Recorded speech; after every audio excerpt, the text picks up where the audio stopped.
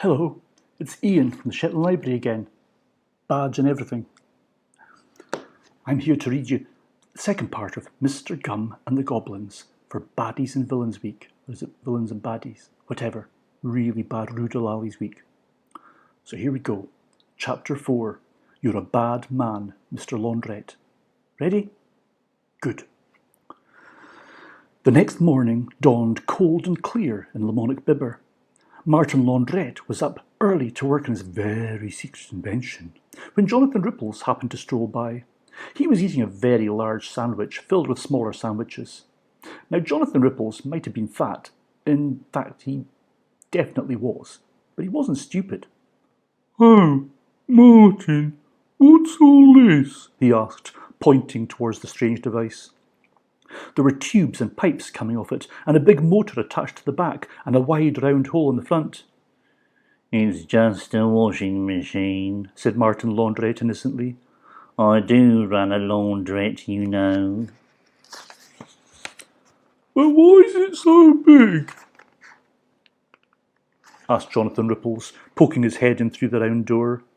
Oh, how Martin Laundrette chuckled inside when he heard this, because the truth was, he wasn't just building any old washing machine, he was building the Rippleizer 2000. And when it was ready, he was going to shove Jonathan Ripples inside and start it up.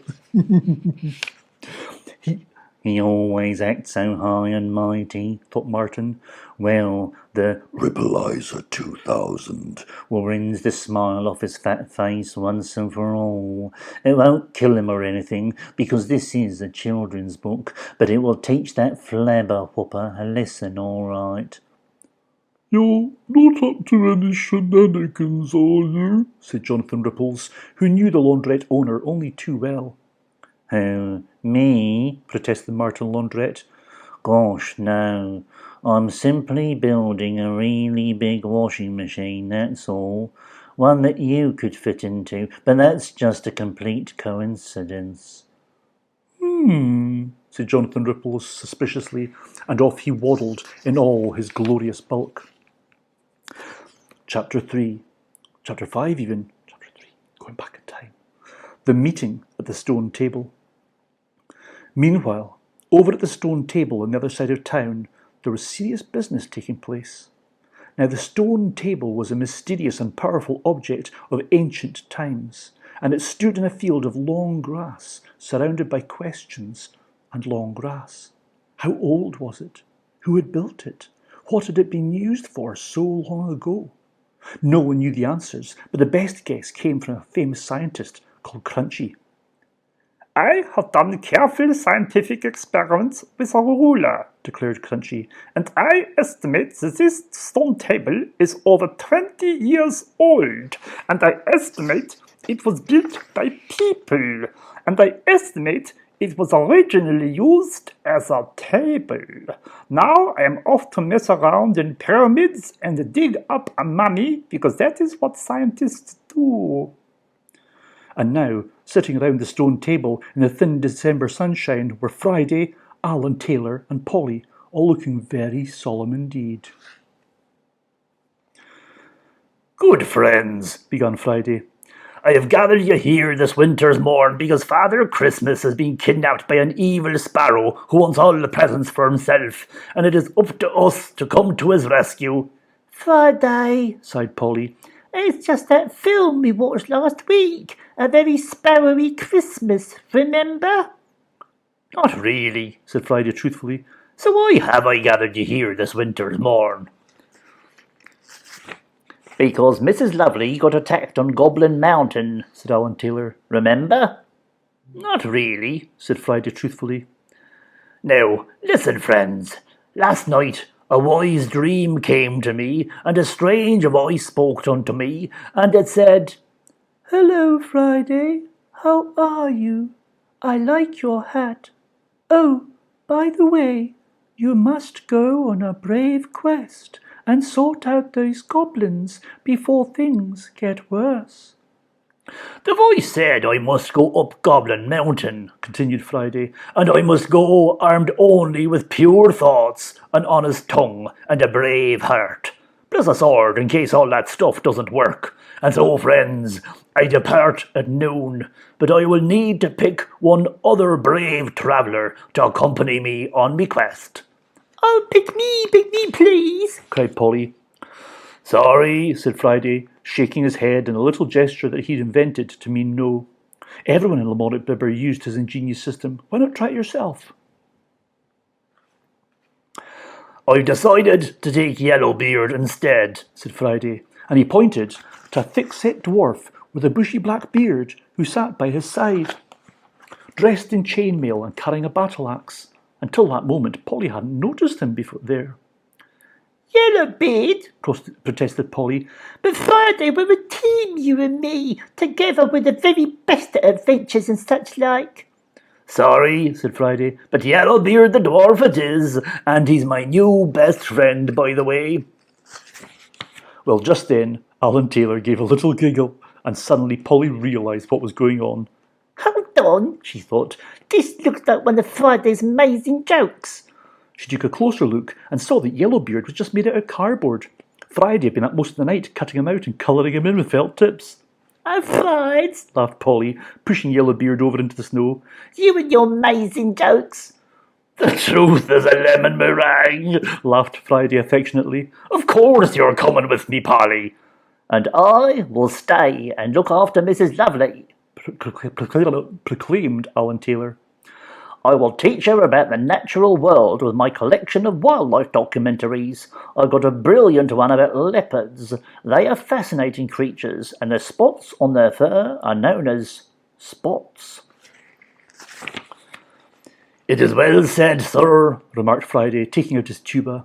"Now, let us all sing a song to bring this great meeting at the stone table to an end. I love songs." "Sorry," said Alan Taylor, looking at his tiny chocolate wristwatch. "No time for singing. We've got to get you two ready." And the meeting was done. The rest of the morning was spent preparing for the quest. Alan Taylor scampered off to buy pies, for he knew the most about baked goods, being one himself. Polly ran to buy thick cloaks because it would be bitter cold up Goblin Mountain.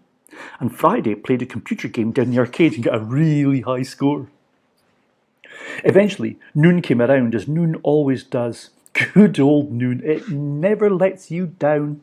And it was time for the quest to begin. "Farewell, good travellers," said Alan Taylor, as Polly hugged him goodbye. "Farewell, my crumbly little friend," said Friday, stooping to tickle the little fellow under the chin. And having said their goodbyes, the courageous pair turned on their heels and started off down the long and winding road that would take them to Goblin Mountain. It had started to snow once more, soft white flakes that fell from the sky like angels' tears. Soon the travellers were just dots in the distance, and eventually Alan Taylor could not make them out at all. "'Tis a brave and lonely day," he thought, as he stood there shivering in the icy wind. "Will I ever see these two again?" Then he ate his chocolate wristwatch. It sort of spoilt the moment, but he'd missed breakfast. Chapter 6. The Great Gifts. It was coming on dark by the time Polly and Friday reached the foot of Goblin Mountain. The craggy rock loomed over them forbiddingly in the dismal gloom, all twisted like one of those crazy, curly, twirly, fun-time drinking straws you sometimes get. They're hilarious. No, and second thought, scratch that. All twisted like an old witch's finger. It's in the book, see? "Polly," said Friday, ruffling Polly's hair affectionately with a hair-ruffling machine set to the affectionate setting. "Are you absolutely 400% sure you want to do this?" But before Polly could answer, the wind howled louder than ever, and that blew a great blanket of snow, turning the world completely white so she couldn't see a thing. "Friday!" yelled Polly in the sudden emptiness. "What's happening?" "I don't know," came Friday's reply, but he sounded a very long way off, and in between all that wind and snow, Polly didn't know which way was which. And now she seemed to hear peculiar noises, wolves a-howling, haunting voices from the past, doorbells ringing in outer space, the sound of a milkmaid sitting in the watermelon. "Meep," whimpered Polly in a small voice. It's all crazy and scary, like them late-night films on TV what isn't for children's eyes. But then the unsettling noises were replaced by another sound, faint at first, but growing louder. It was the merry tinkle of a music box, and as it grew in strength, the blanket of snow cleared clean away. With some surprise, Polly saw she was still standing at the foot of the mountain, although for some reason Friday was halfway up a fir tree. And now the sound of the music box seemed to be everywhere as a small boy came walking towards them through the snow. And just seeing that boy filled the travellers with warmth, for it was none other than the spirit of the rainbow. Child, He greeted Polly, though he was no older than she. for weeks I have lain awake thinking about your brave journey. But we only thought of setting off this very morning, Said Polly in wonder. I see many things, Came the boy's amazing reply. past and future. It does not matter which, for I see it all. Spirit of the Rainbow, said Friday, climbing down from the fir tree. You were the voice in my dream telling me to come on this quest. You were, weren't you, you little scamp? Old man, I've no idea what you're on about, answered the lad, but you will soon face great troubles, so I have come to help you on your way. And then the spirit of the rainbow turned his face to the sky and spoke a few strange words from long ago before the world began. And then he turned back a moment later, bearing great gifts in his honest hands. Here, He said, and very solemnly he presented Friday with a fabulous horn. It shimmered with all the colours of the universe. And it had a cool picture of a monkey wearing sunglasses on the side. behold, the legendary horn of Kazal, forged thousands of years ago by the high otter priests of Bastos, said the boy. When you blow upon it, I will come to your aid, but be warned, you may use it only once. After that, it is powerless forever. Then the boy turned to Polly and handed her a second gift. It was a fruit chew. Behold, said the boy, the fruit chew of Babylon. It might not look as good as the horn of Kazal, he admitted, but a time may come when you learn of its true greatness. Thank you, said Polly, but please, won't you come with us and help us out? I wish I could, sighed the spirit of the rainbow, but long ago, before the world began, I made a deal with Robert, the creator of all things, and the deal is that I can only help out every now and then. Besides, I have to revise for my maths exam, or my mum will kill me. Spirit, called a voice from down the way, you get inside right now and learn your fractions. See, said the spirit of the rainbow, and off he ran. I bet it was him in my dream, said Friday, watching him go. That's just the sort of thing he'd get up to. So armed with their great gifts, the travellers continued on their way, feeling far more courageous than before. But their courage would have turned to porridge and been eaten by the bears of doubt if they'd known who was watching them. For high up in his cave, the Goblin King was observing the travellers' every move. Chapter 7. The 3 Impossible Challenges. Blame! Yelled the Goblin King furiously as he peered into a golden telescope he'd borrowed from a department store. Is them middlers coming up the mountains and middle with me tunnel digging planes, no doubt? Don't fret, me old shoelace, coughed the Burger Wizard, choking on a pipe full of horse fat. they'll never make it past the 3 impossible challenges. Phew, said the Goblin King. I'd forgotten all about them blurping challenges what all travellers climbing Goblin Mountain have to face. Aho, he cried, turning back to the telescope. Here comes the first challenge now. This is going to be real funny, snickered BW. You see, that was how the big Burger Wizard pronounced the word funny. Challenge 1. The Troll. At that precise moment, down in the mountainside, the earth shook and trembled, and a dirty great troll stepped out from behind a boulder. He had greasy hair because he only bought cheap shampoo, and like all proper trolls, he carried a knobbly wooden club with a nail through it. Oh, he was a fearsome sight. As tall as 3 tall men he was, and he went to the gym every week to keep his muscles strong for crushing travellers, and also to impress the girl trolls. Polly had hid behind Friday, and Friday hid behind an atom, but it was no good. The trolls spotted them anyway. Right, He shouted in a great booming voice. shut up and don't move. He took a roll of parchment from his nostril and began to read. To whom I'm about to eat. You have stepped onto my patch of the mountain like the fools you are, and now you must face my challenge, you idiots. And it is a mighty challenge indeed. No one has ever succeeded in beating me at this challenge, not in hundreds of years. And the challenge is this. You cannot get past me unless you guess my name, and you will never guess my name. And when you have failed to guess my name, I will crush your bones up and eat you. And that is my challenge. Yours sincerely, Arthur the Troll. This looks like trouble. Friday gulped. Shall we blow the horn or Cazal? No, we only gets one go at that, said Polly. I reckon we can handle this one. Bravely she stepped forward. Your name is Arthur the Troll, said Polly. And don't lie 'cause I know it is. Now yangle off, Harry. Lucky guess. Muttered Arthur the Troll as he yangled off. I'm going to the gym. No way, shouted the Goblin King in disbelief. Somehow them middlers got past the Troll. Don't you worry, laughed BW. It's the witch next. That'll muck them up. Challenge 2. The Witch. Down on the mountain, a secret door in the rock opened with a scary creaking sound. And a witch came out, hobbling along with her little bent back and leaning on a cane.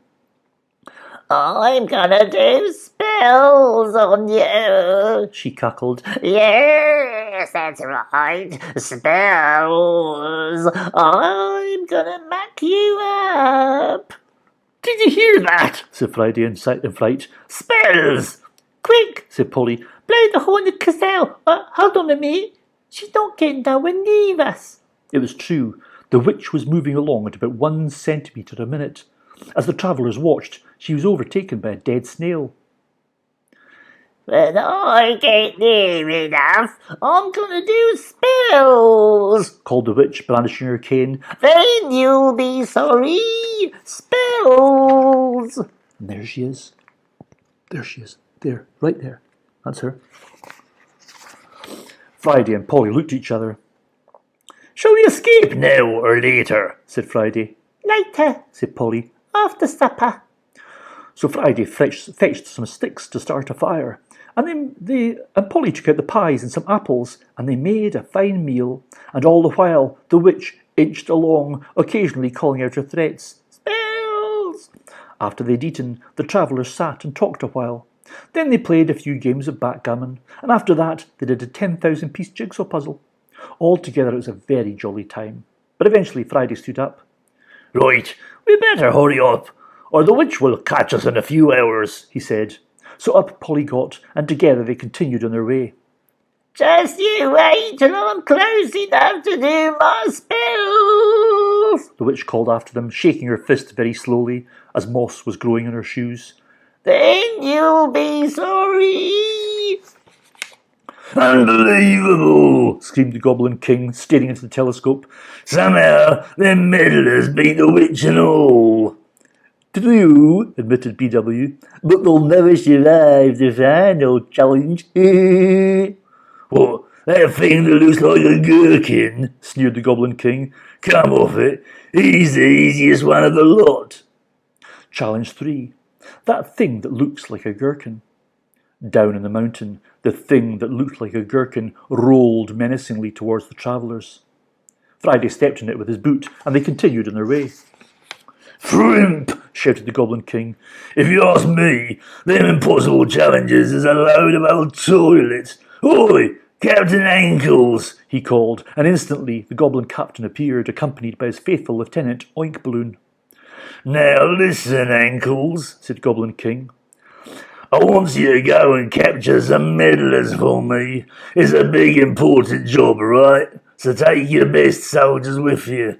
Take Whippy, Livermonk, Big Steve, Funk Whistle, Soup Dog, Jingles, and Yak Triangle. And don't you let me down, Ankles, or I'll introduce you to me bashing fist. Once he'd dealt with that, the Goblin King turned to more important wizards. Matters even. Oi, Burger Wizard, where's me supper? He demanded. Right here, me old balaclava, laughed BW, holding up a plate of greenish meat and thistles. And there in the cave, the two ruffians dined on their slops like common swine, while all around the goblins shrieked and hooted and roared. Laughed the Goblin King through a mouthful of pig's bladder. This is a life. And that's where we'll leave it for part 2. Part 3 coming soon.